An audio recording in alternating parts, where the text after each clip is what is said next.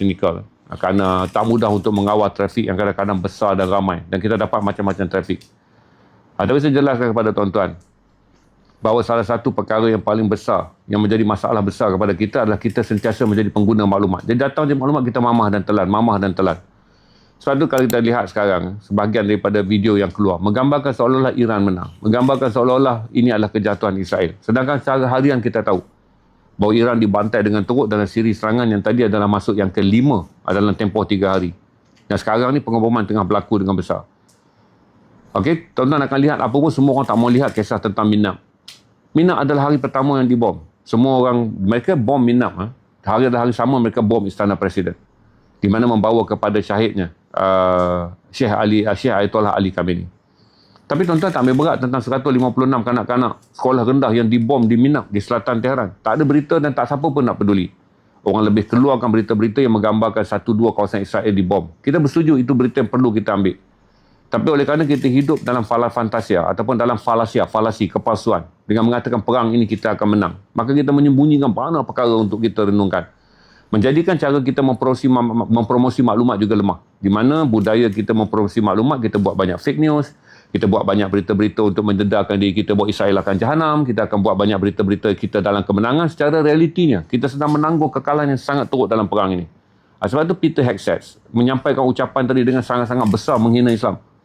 Kerana dia tahu mereka telah menjadi kuasa untouchable. Kerana mereka tahu dalam keadaan sekarang, untuk pengetahuan tuan-tuan, kalau kita lihat trend sekarang ni, Iran menyerang negara-negara, menyerang kepentingan Amerika di negara-negara tempat Amerika bertapak. Dan kemudian Iran membuat 2 percubaan hari ini, iaitu menyerang sumber ekonomi negara jiran dia yang ada kaitan dengan Amerika. Saya beritahu Iran serang tapi gagal. Satu adalah drone ke arah minyak Aramco di Arab Saudi, dan tadi baru saja menyerang tabungan gas di Qatar bagi melumpuhkan ekonomi dunia. Kelihatan dalam ucapan Peter Hegseth, dia tak peduli. Malah dia raikan bahawa ini adalah titik di mana apabila Iran berada di bawah paras tekanan yang sangat teruk dan kemudian Amerika mempergunakan negara-negara ini untuk melintas ruang udara mereka, cara mereka tak berupaya untuk mengekang jet-jet pejuang Israel dan jet-jet pejuang Amerika serta peluru yang melintas ruang udara.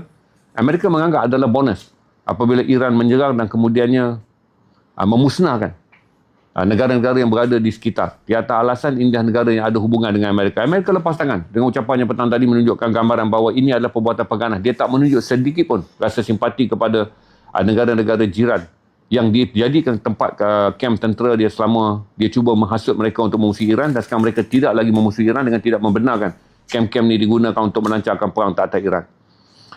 Dan minyak telah pun disahkan, Selat Hormuz telah ditutup. Jadi kita dapat pasti bahawa Iran adalah pembekal 4.5% minyak dunia. Kemudian kalau tuan-tuan tengok Selat Hormuz ni, negara-negara yang menggunakan laluan Selat Hormuz ni, Selat Hormuz, saya tengok ni, pintu keluar Selat Hormuz, berarti tuan-tuan nampak sini, Iraq mengeluarkan minyak daripada sini, Iran juga keluar daripada sini, Kuwait juga keluar daripada sini, Bahrain, Arab Saudi, Qatar dan juga Emirates keluarkan minyak daripada sini. 25% daripada Qatar punya hasil adalah gas. 25% daripada gas dunia ni dibekalkan oleh Qatar. Juga mengenakan Selat Hormuz. Selat Hormuz secara rasmi hari ini tidak lagi mengeluarkan minyak dan tidak lagi mengeluarkan gas. Berikutan satu adalah selain daripada serangan drone Iran ke atas tempat tangki minyak Saudi di Ras Tanura. Dan kemudian tadi cubaan mereka ke atas tempat yang ada kepentingan Amerika dari segi pelaburan, iaitu tempat pengeluaran gas terbesar di Qatar. Kedua-dua serangan ini masih gagal tapi masih lagi boleh mempunyai potensi untuk berjaya. Dengan pelebaran daripada serangan ke atas kem-kem dan juga markas tentera Amerika yang berada di negara-negara teluk, Iran yang berada dalam keadaan terdesak juga mengambil langkah untuk menyerang semua struktur yang ekonomi yang Amerika ada kepentingan. Tetapi kelihatan dalam ucapan Peter Hegseth, dia tak peduli. Bagi dia ini adalah perkara yang negara-negara jiran harus tangani sendiri. Dan dalam seluruh ucapan dia hanya menyebut our alliance ini merujuk kepada Israel. Kerana Iran tidak mengancam. Sebab disebut tadi satu adalah memusnahkan semua peluru pandu Iran. Peluru pandu Iran tidak ada masalah dengan jiran dia. Kerana yang Amerika nak adalah rundingan sebelum mereka membuat serangan adalah memusnahkan peluru pandu 2,500 km yang spesifik mengancam Israel. Yang kedua adalah mereka mahu memusnahkan seluruh angkatan laut Iran. Ini adalah amaran yang sangat jelas kerana mereka sebut dia guna perkataan Islamik, tidak akan membenarkan. Berarti ini adalah negara-negara Islam. Bukan saja ditujukan pada Iran. Dia juga ditujukan kepada satu lagi negara, iaitu Turki, yang sedang membangunkan armada laut yang sangat besar. Dengan 2 kapal besar yang Turki bangunkan. Satu telah berada di perairan, satu lagi akan bakar di Libya. Kerana Turki telah berjaya menciptakan jet pejuang generasi ke-6 dipanggil sebagai Kan ataupun Kaan. Dan jet generasi ke-6 ini boleh diterbangkan daripada pelantar laut apabila Turki memiliki armada laut yang besar, dengan kapal terbang boleh dimuatkan di atas kapal baru binaan Turki. Jadi dengan ayat-ayat digunakan oleh Peter Hegseth, dia menghancar ucapan kepada seluruh dunia Islam. Iran hanyalah gambaran yang kamu harus belajar. Kalau kamu semua menjadi negara-negara Islam yang lain, kamu akan menerima nasib seperti Iran. Kalau kamu ada 3 benda ni.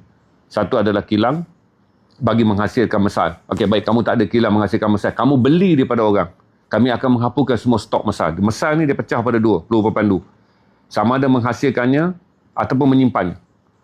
Berarti yang ketiga dia kata musnahkan angkatan laut. Yang keempat, tidak dibenarkan memiliki nuklear. Dan ini memberi amaran kepada perjanjian yang sedang dicapai oleh Pakistan dengan kerjasama Arab Saudi dan Iran. Dan satu lagi Pakistan, Arab Saudi, Iran dan juga Turki. Bagi berkolaborasi kerana Turki ada kapal laut dan kemudian Turki ada jet pejuang, Kaan dan juga kapal laut dia. Iran ada tunai untuk membantu semua proses pembangunan ni. Pakistan ada kuasa nuklear. Pakistan. Arab Saudi ada wang, Pakistan ada nuklear. Manakala Iran ada teknologi untuk menghasilkan drone dan juga peluru pandu yang lebih rendah kos dia. Ini menjadikan apa daripada ucapan Peter Hegseth, tidak lagi tentang Iran, tapi amaran kepada seluruh dunia Islam untuk tidak bangun dalam mana-mana blok ataupun dalam mana-mana kelompok. Itu yang saya update tuan-tuan. Kalau tuan-tuan menonton, saya fikir kata ucapan yang akan berulang disiarkan. Sesi saya tonton tadi adalah siaran langsung daripada Arlington di Amerika Syarikat. Hegseth baru saja tamat mengadakan mesyuarat, dan kemudian 2 minit sebelum Hegseth muncul di Teraca TV, kita nampak Tehran sedang dibom dengan teruk. Itu saja.